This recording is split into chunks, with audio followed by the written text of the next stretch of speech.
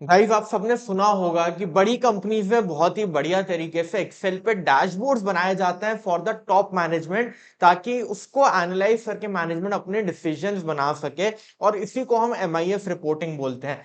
किस तरीके से डायनामिक डैशबोर्ड क्रिएट करा जाता है आज मैं आपको दिखाऊंगा और समझाऊंगा कि रॉ डेटा से how you can create a dynamic dashboard on Excel. तो आ जाओ भाई देखते हैं। तो हमारे पास गाइस ये बेसिक सा डेटा है सेल्स का, which is the sales register for financial year 24-25। इस डेटा को थोड़ा सा समझने की कोशिश करते हैं। सर इसमें हमको इनवॉइस वाइज डिटेल दी गई है 500 इनवॉइसेस की, जहां हमारा invoice number, invoice date, customer ID, customer name, material description, quantity, rate, invoice value, country, truck number, payment detail, delivery number, shipment number, delivery challan, ये सारी डिटेल हमको दी गई है। Right from the invoice number till the delivery details यहाँ पे हमारे सामने मेंशन है in the sales register. For example ये हमारा पहला इनवॉइस है जिसका नंबर है 90732, 7 जून 2024 का ये इनवॉइस है। कस्टमर आईडी यहाँ पे 4998 है, किस कस्टमर का? अतुल कुकिंग चॉकलेट का। और इसको ये चॉकलेट दी गई है। तो हमारी जो कंपनी है वो चॉकलेट का काम करती है। यहाँ पे क्वांटिटी दी गई है 49 केजी की, रेट दिया गया है 209 रुपए, टोटल इनवॉइस वैल्यू आपकी आ गई है क्वांटिटी और रेट को मल्टीप्लाई करके। ट्रक नंबर यहाँ पे दिया गया है, पेमेंट डेज दिए गए हैं, डिलीवरी नंबर दिया गया है और डिलीवरी चालान दिया गया है। ये पूरी आपकी डिटेल है सेल्स की। अब इसी सेल्स की डिटेल को अगर मेरे को एनालाइज करना है, एक डैशबोर्ड बढ़िया सा क्रिएट करना है, तो मैं यहाँ पे क्या कर सकता हूँ? यहाँ पे मैंने इस वाले डेटा से, सेल्स रजिस्टर से सबसे पहले बनाए हैं 4 पिवट टेबल्स। कौन कौन से पिवट टेबल्स बनाए हैं? नंबर 1 मैंने बनाया है यहाँ पे कस्टमर वाइज इनवॉइस वैल्यू, जिसमें मेरे पास कस्टमर वाइज सारी इनवॉइसेस की टोटल होके आ गया है कि भाई ये जो कस्टमर है पिंच ऑफ लव, इसको 35 करोड़ 95 लाख 24,000 की इनवॉइसिंग हुई है। Similarly AI Rashid chocolate trading को 37 करोड़ 66 लाख 10,965 की इनवॉइसिंग हुई है पूरे साल भर में। तो टोटल मेरे ये 20 कस्टमर्स हैं जिनको मैंने 678 करोड़ की इनवॉइसिंग करी है, और ये टोटल मेरा सेल्स रजिस्टर से मैच भी करेगा। टोटल जो है मेरा सेल्स रजिस्टर से, यहां से आप सम देखोगे तो 678 करोड़ ही आ रहा है। राइट तो ये सबसे पहले मैंने कस्टमर वाइज इनवॉइस वैल्यू की टेबल बना दी, पिवट टेबल बना दी, ताकि मैं कस्टमर वाइज डिटेल्स को एनालाइज कर सकूं।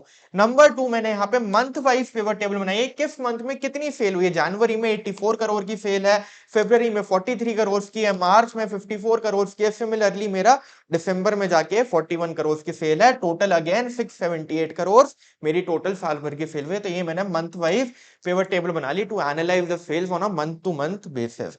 देन तीसरी मैंने जो चीज बनाई है, तीसरी जो टेबल बनाई है, वो मैंने बनाई है प्रोडक्ट वाइज सेल्स को एनालाइज करने के लिए, कौन कौन से प्रोडक्ट्स मेरे कितने सेल हुए हैं। सो चोको 505 जो मेरा प्रोडक्ट है, जो मेरी चॉकलेट है, उसकी 57 करोड़ की सेल हुई है। डार्क चोको 202 की मेरी 58 करोड़ की सेल हुई है। सिमिलरली बाकी मेरे सारे चॉकलेट्स की इतनी इतनी सेल है, और टोटल अगेन 678 करोड़ का है।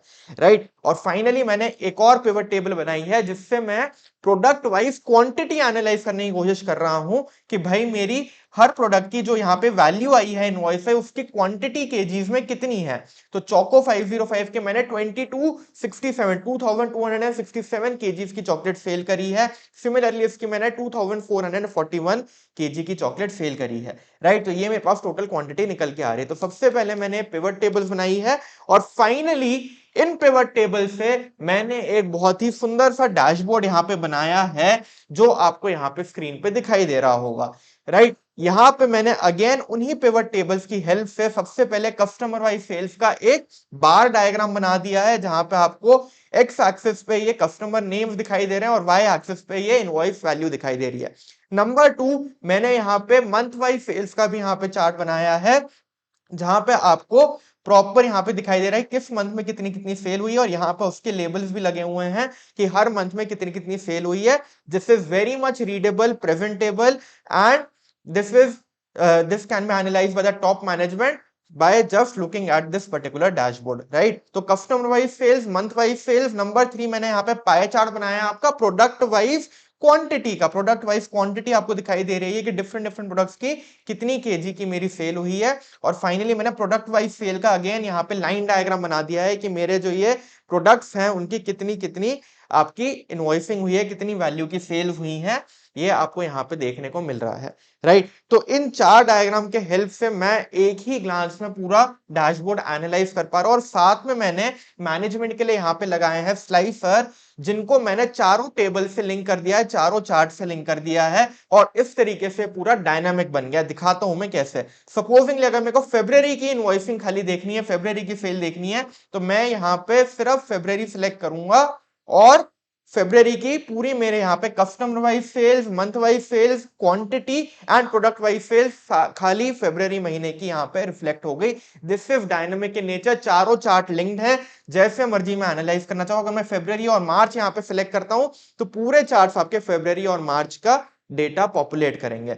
सिमिलरली अगर मैं ये सेकंड वाले चार्ट से एनालाइज करता हूं, प्रोडक्ट वाइज मैंने यहाँ पे स्लाइसर डाला हुआ है, मेरे को सिर्फ चोको 505 की पूरे चार्ट की एनालिसिस देखनी है, तो मेरे को यहाँ पे चोको 505 साथ में मैं डार्क चोको भी सिलेक्ट कर देता हूँ, यहाँ पे मेरे को सारे आपके चार्ट्स पॉपुलेट होते हुए दिखाई देंगे। This is how you can create a dynamic dashboard which is linked with the slicer also and with the charts also, right. तो मेरा भी यहाँ पे पर्पस इस छोटी सी वीडियो में ये दिखाने का था गाइस, किस तरीके से हम रॉ डेटा से फाइनली ऐसा सुंदर सा डैशबोर्ड बना सकते हैं। इसकी आप फॉर्मेटिंग भी करते हो, इसकी आप थीम भी सेट करते हो, और सारी चीजों को आपस में लिंक करते हो, ताकि रॉ डेटा में कोई भी चेंजेस हो तो साइमल्टेनियसली आपके सारे चार्ट्स यहाँ पे पॉपुलेट हो जाए, राइट। अगर ये आपको अच्छा लगा है गाइस, और आपको सीखना है डिटेल में कि स्टेप बाय स्टेप हम ये कैसे डैशबोर्ड बना सकते हैं, तो मैंने ये पूरा 40 मिनट्स की वीडियो में सिखाया हुआ है। मैं आपको फ्री में उसका एक्सेस दे दूंगा, आपको बस कमेंट करना है डैशबोर्ड इन द कमेंट्स, और मैं आपके साथ पूरा एक्सेल डैशबोर्ड की फाइल भी शेयर कर दूंगा,